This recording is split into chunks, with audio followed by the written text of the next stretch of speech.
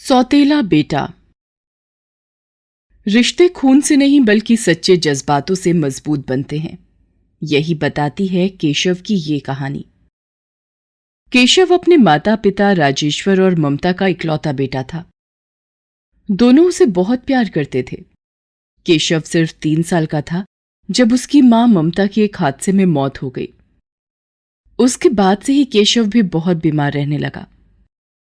वो बहुत छोटा था, हर वक्त अपनी मां को याद करके रोता रहता था।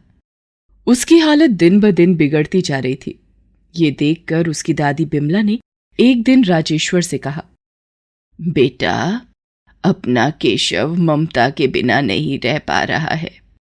बहुत छोटा है वो, उसे मां की जरूरत है बेटा। मैं जानता हूं मां। ममता उसका बहुत ध्यान रखती थी।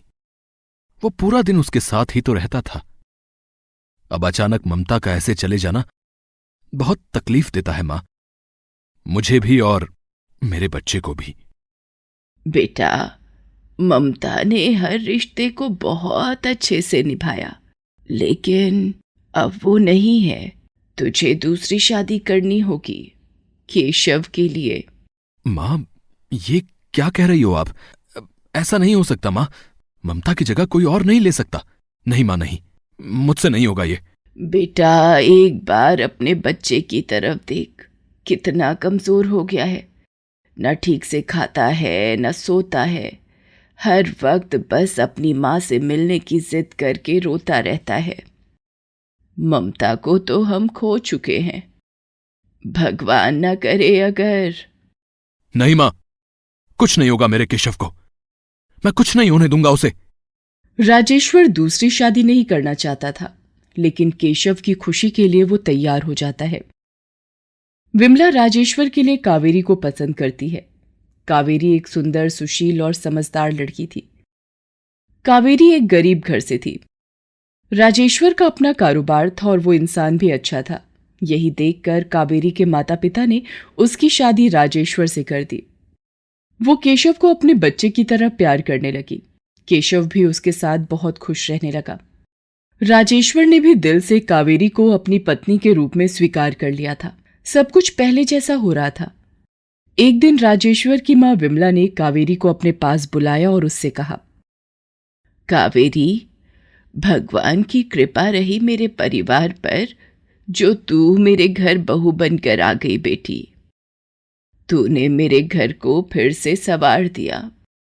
मैं बहुत खुश हूं बेटी।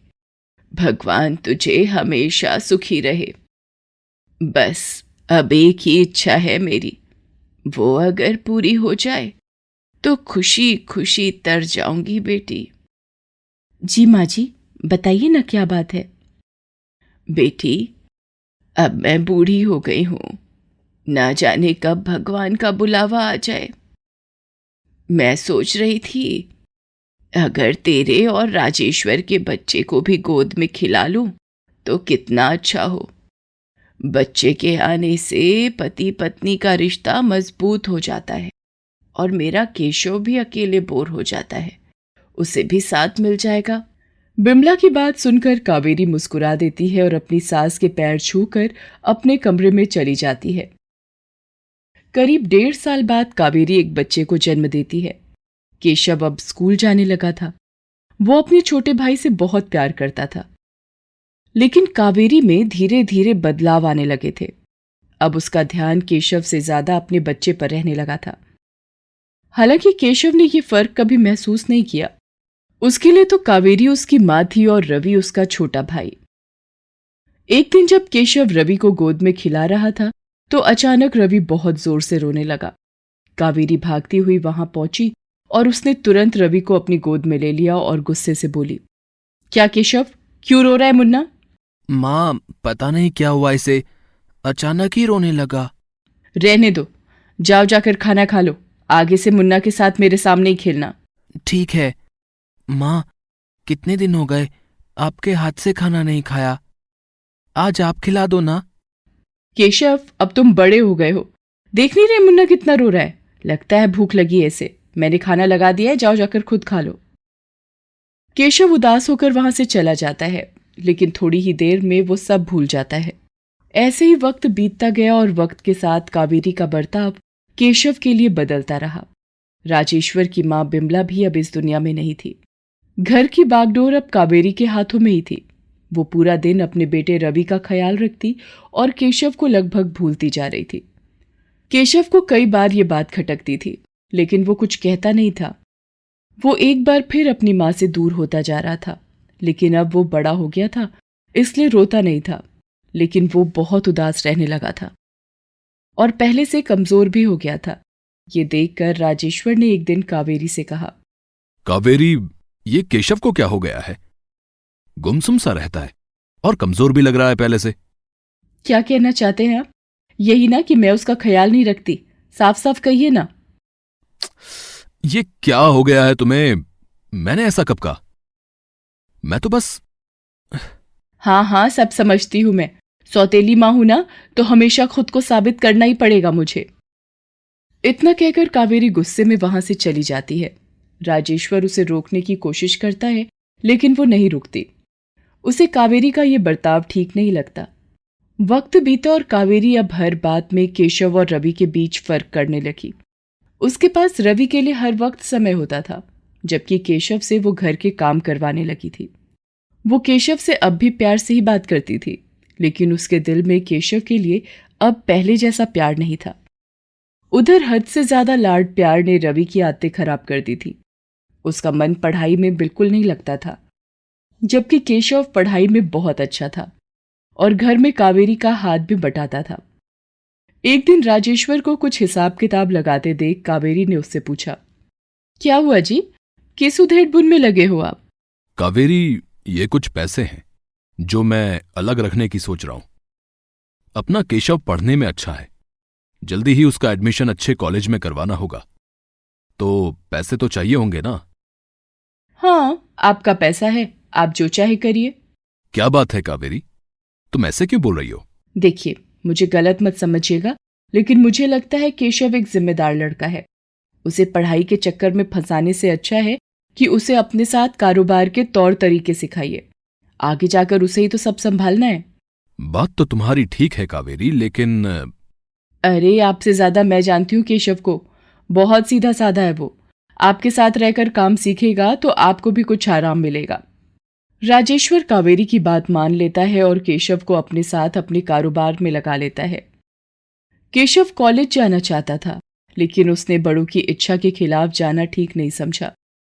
धीरे धीरे उसे कारोबार की अच्छी समझ होने लगी और वो बहुत अच्छे से राजेश्वर का हाथ बटाने लगा। जबकि रवि का मन पढ़ाई में बिल्कुल नहीं लगता था। वो कॉलेज बीच में ही छोड़कर घर वापस आ गया। राजेश्वर उससे बहुत नाराज रहता था। ऐसे में केशव हमेशा बीच में आकर रवि को डांट से बचा लेता था और अपने पिता को समझा लेता था। केशव और रवि दोनों की शादी हो गई। केशव की पत्नी माला उसकी तरह ही बहुत समझदार और सुलझी हुई थी, जबकि रवि की पत्नी आयशा एक अमीर घर की बिगड़ी हुई लड़की थी। वो माला से बहुत बुरा बर्ताव करती। वो खुद पूरा दिन आराम करती और घर का सारा काम माला को ही करना पड़ता था। एक बार राजेश्वर की तबीयत बहुत खराब हो गई।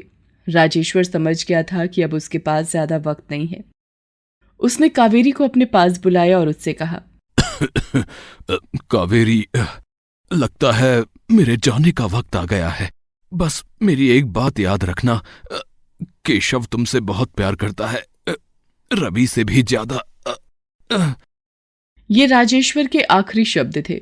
कुछ ही दिनों बाद पता चला कि राजेश्वर ने अपनी वसीयत में अपना कारोबार केशव को और अपना घर और बाकी जायदाद रवि को सौंपी थी। ये जानकर रवि और कावेरी को बिल्कुल अच्छा नहीं लगा। कावेरी ने केशव से कहा, केशव, मैं जानती हूँ बेटा कि तुम्हारे पिताजी तुम पर बहुत भरोसा करते थे, लेकिन बेटा रवि को अगर अपने कारोबार में जगह नहीं मिली तो वो क्या करेगा? कैसे अपनी गृहस्थी संभालेगा? मां, आप बिल्कुल चिंता मत कीजिए, मैं हूं ना, हमेशा रवि का ख्याल रखूंगा। ये कारोबार रवि का ही रहेगा, मैं तो बस इसे चलाने में उसकी मदद करता रहूंगा। कावेरी ने बड़े ही प्यार से केशव से बिजनेस के सारे अधिकार लेकर रवि को दिलवा दिए। रवि अब मालिक बन गया था और केशव उसका नौकर। इस बात का एहसास केशव को तब हुआ जब एक दिन उसने रवि को अपने एक कर्मचारी से बहुत बुरी तरह बात करते देखा। केशव ने उसे रोका और उससे कहा, रवि, ये क्या कर रहे हो? काका हमारे यहां कई सालों से काम कर रहे हैं और हमसे उम्र में भी बड़े हैं। तुम्हें उनसे ऐसे बात नहीं करनी चाहिए। और आपको मुझसे कैसे बात करनी चाहिए, यह आप जानते हैं क्या? मैं यहां का मालिक हूं, भूल गए क्या? इतना कहकर रवि वहां से चला जाता है। केशव को उसका ये बर्ताव अच्छा नहीं लगता। वो घर जाकर इस बारे में कावेरी से बात करता है। कावेरी उससे कहती है, बेटा तुम तो जानते ही हो रवि को, थोड़े गर्म दिमाग का है। मेरे ख्याल से अगर तुम उसे ही सब संभालने दो तो बेहतर होगा। घर में भी मैंने देखा है कि माला और आयशा में ज्यादा बनती नहीं है।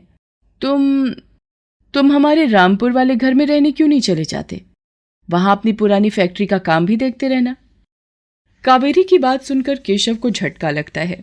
दरअसल जिस फैक्ट्री की बात कावेरी कर रही थी वो नुकसान के चलते बहुत साल पहले बंद हो गई थी। केशव अब सब कुछ समझ गया था। वो माला को लेकर वहां से चला गया और उसने उस बंद पड़ी फैक्ट्री को फिर से शुरू किया। रवि के हाथों में अब पूरा कारोबार था और उसकी पत्नी के हाथों में पूरा घर। जल्दी ही कावेरी भी उन दोनों पर बोझ बन गई। एक दिन रवि की पत्नी आयशा कावेरी से, अरे क्या हो गया, खाना नहीं बना अब तक? भूख के मारे बुरा हाल है मेरा।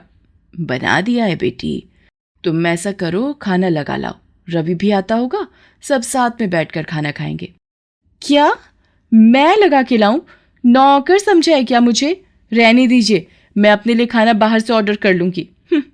आयशा का ये बर्ताव देखकर कावेरी को बहुत बुरा लगा। आयशा यहीं नहीं रुकी, वो रवि को कावेरी के खिलाफ भड़काने लगी। कुछ दिनों बाद रवि अपनी माँ कावेरी से, माँ, मैं सोच रहा था कि आप कुछ दिनों के लिए भैया के पास रहने क्यों नहीं चली जाती? क्यों, क्या हो गया बेटा? माँ, वो मुझे और आयशा को बाहर जाना है घूमने। जब हम लौट आएंगे तो वापस बुला लेंगे आपको।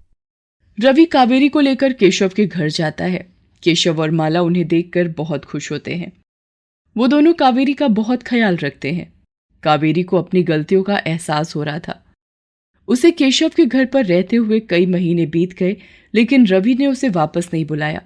एक दिन कावेरी ने खुद ही उसे फोन लगाया और उससे बोली, बेटा रवि, कितने दिन हो गए तुझे देखे, कब आ रहा है मुझे लेने बेटा? माँ, ऐसा करो, तुम अब भैया के साथ ही रहो। आयशा भी यही चाहती है, तो मुझे लगता है यही सबके लिए ठीक रहेगा। इतना कहकर रवि फोन काट देता है। कावेरी की आंखों में आंसू थे। ये देखकर केशव उससे कहता है, माँ, आपकी आंखों में आंसू? क्या हुआ माँ, सब ठीक तो है? सच सामने आ गया बेटा, मुझसे बहुत बड़ी गलती हो गई। मैंने रवि की खातिर हमेशा तेरे साथ गलत किया। तुझसे तेरा हक छीना मैंने और देख, आज मुझे मेरे किए की सजा मिल गई। मेरा खुद का बेटा मुझे अपने साथ नहीं रखना चाहता। नहीं माँ, आपके 2 बेटे हैं और आप मेरे साथ रहो। इससे ज्यादा खुशी की बात तो मेरे लिए कोई हो ही नहीं सकती। मैं और माला आपका हमेशा ख्याल रखेंगे। आपको कभी कोई परेशानी नहीं होगी हमारे साथ। कावेरी केशव और माला को गले से लगा लेती है। उसके चेहरे पर पछतावा भी था और खुशी भी। पछतावा अपनी गलतियों का और खुशी अपने असली बेटे बहू को पाने का।